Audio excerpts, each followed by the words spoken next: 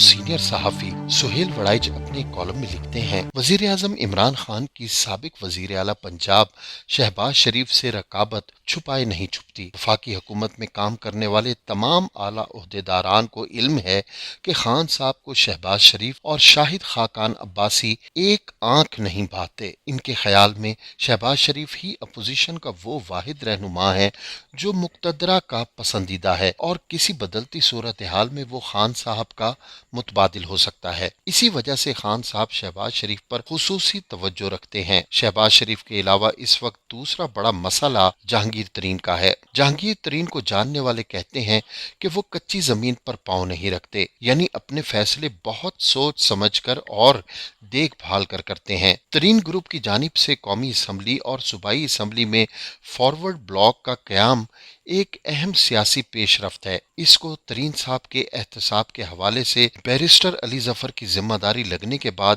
ایسا ظاہر ہو رہا ہے کہ اب مزید انتقامی کارروائیوں کا سلسلہ بند ہو جائے گا۔ چھوٹے موٹے معاملات یوں ہی چلیں گے، لیکن دراصل بڑے معاملات پر انڈرسٹینڈنگ ہو چکی ہے۔ مگر دوسری جانب ترین گروپ کی طرف سے الگ گروپ بنانے کا فیصلہ یہ اندیا دے رہا ہے کہ ترین گروپ صرف ترین صاحب کے خلاف احتسابی کارروائیوں کے حوالے سے منظر عام پر نہیں آیا، بلکہ اس کے مقاصد سیاسی ہیں اور آگے چل کر یہ ایک مؤثر پریشر گروپ بن سکتا ہے۔ سیاسی حلقوں میں اکثر یہ سوال اٹھایا جاتا ہے کہ کیا ترین گروپ وفاقی حکومت یا پنجاب حکومت کو گرانے میں نون لیگ اور اپوزیشن کے ساتھ مل کر کوئی کردار ادا کر سکتا ہے؟ ترین گروپ ہو یا اپوزیشن کے دوسرے رہنما، وہ سب کسی ایسے سگنل کے انتظار میں ہیں جس سے یوں لگے کہ حکومت اور مقتدرہ اب ایک صفحے پر نہیں ہے۔ جو ہی یہ سگنل ملے گا، نئی طرح سے سیاسی صف بندی ہوگی اور نئے سیاسی کھیل کا آغاز ہو جائے گا۔ ویسے تو الیکشن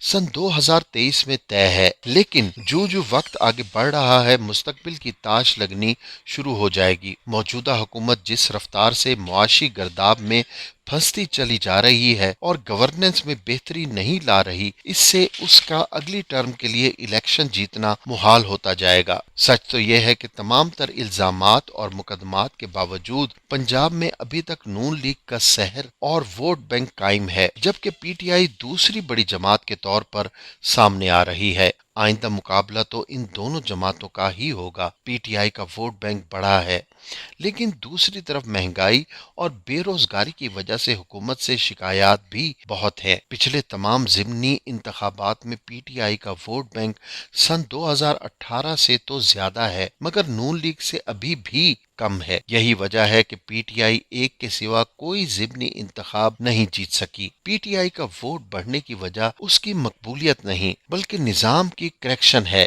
یعنی سیاست پھر سے دو پارٹی نظام کی طرف لوٹ رہی ہے۔ پہلے جو vote Peoples party, Jamaat Islami یا آزاد امیدواروں کو پڑے تھے، اب وہ براہ راست دونوں بڑی پارٹیوں پنجاب میں یعنی نون لیگ اور تحریک انصاف کو پڑ رہے ہیں۔ لگتا ہے کہ اگلے الیکشن تک یہی صورتحال برقرار رہے گی۔ اگر تو پی ٹی آئی نے کوئی معاشی کارنامہ دکھا دیا تو پھر تو اسے سیاسی فائدہ ہوگا، لیکن اگر یہی بے ڈھنگی چال رہی تو پھر اگلے الیکشن میں پی ٹی آئی کو اپنے ہاتھ ملنا پڑیں گے۔